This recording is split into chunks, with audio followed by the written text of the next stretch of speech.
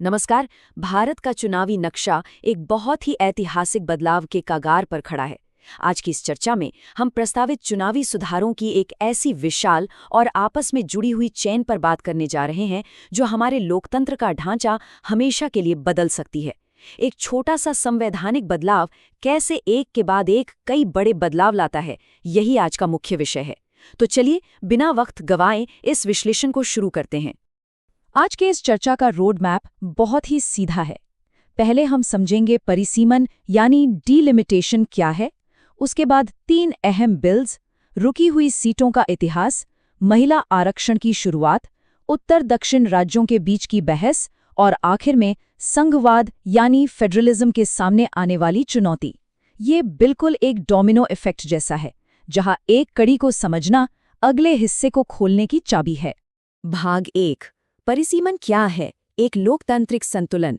चलिए सबसे बुनियादी संकल्पना से ही अपनी शुरुआत करते हैं। यहाँ सबसे पहला सवाल उठता है कि एक लोकतंत्र आखिर अपनी जनसंख्या को कैसे संतुलित करता है। सोचिए, जब देश की आबादी लगातार बढ़ रही हो और अलग अलग क्षेत्रों में इसका विकास अलग अलग दर से हो रहा हो, तो व्यवहारिक रूप से रिप्रेजेंटेशन यानी चुनावी प्रतिनिधित्व कैसे तय होता है। इस मूल प्रश्न को समझना बहुत जरूरी है।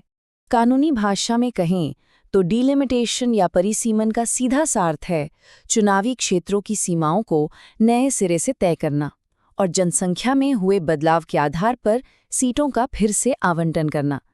इसका सबसे अहम लक्ष्य लोकतंत्र के एक मूल सिद्धांत को स्थापित करना है, एक व्यक्ति, एक वोट और एक समान मूल्य, यानी हर नागरिक के वोट की ताकत बिल्कुल बराबर होनी चाहिए। इस पूरी समस्या को एक आम जिंदगी के उदाहरण से समझते हैं। मान लीजिए भारत एक बहुत बड़ा स्कूल है जिसमें 443 क्लासरूम्स हैं, यानी हमारी सीटें।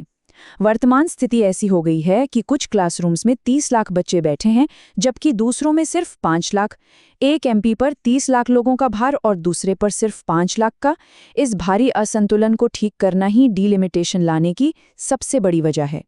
भाग 2, 3 अहम बिल और लोकतंत्र में बदलाव। शतरंज की बिसात पर पहले मोहरे बिछा दिए गए हैं। आइए इन प्रस्तावित कानूनी समाधानों की तरफ बढ़ते हैं। 16 अप्रैल 2026 को इस जनसंख्यिकीय असंतुलन को ठीक करने के लिए 3 नए बिल पेश किए गए।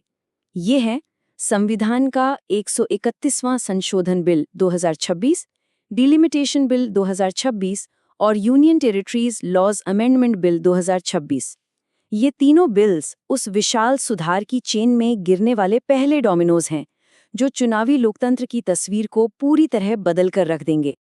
प्रस्तावित बदलाव का पैमाना वाकई बहुत विशाल है। वर्तमान लोकसभा में 543 सीटें हैं, लेकिन नए प्रस्ताव के तहत इसे बढ़ाकर सीधे 850 सीटों तक ले जाने की योजना है। इसमें से 815 राज्यों से और 35 केंद्र शासित प्रदेशों से होंगी। बढ़ती जनसंख्या को एक सही और अनुपातिक प्रतिनिधित्व देने के लिए लोकसभा के आकार को इस तरह बढ़ाना एक बेहद अहम कदम माना जा रहा है। भाग 3, रुकी हुई सीटों का इतिहास।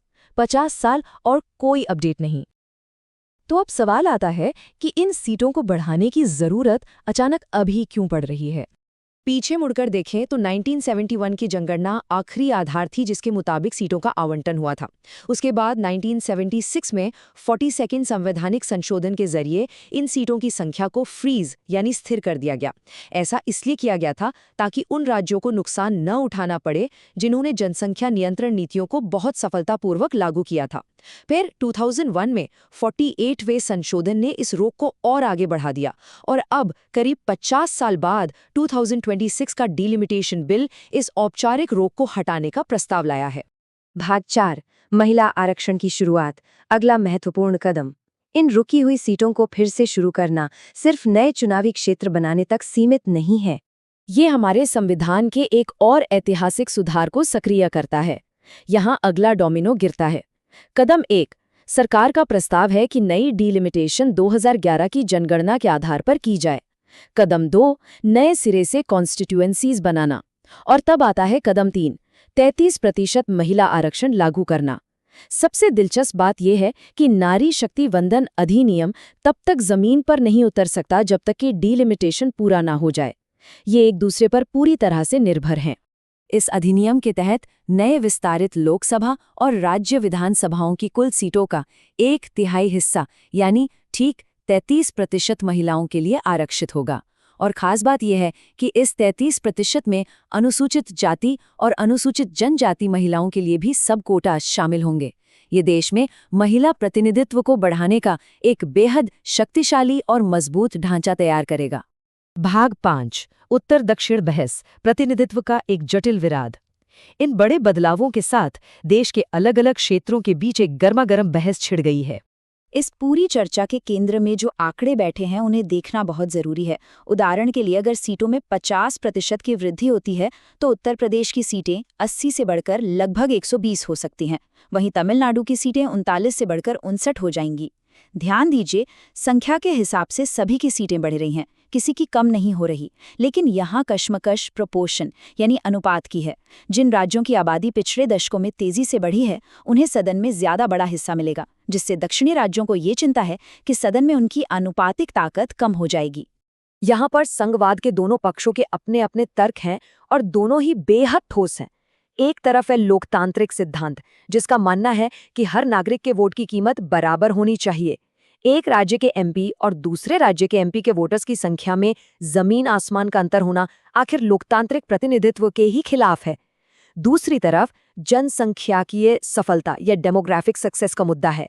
दक्षिणी राज्यों का बिल्कुल वैलिड तर्क है कि उन्होंने पिछले 50 सालों में कड़ी मेहनत से जनसंख्या नियंत्रण नीतियों को लागू किया।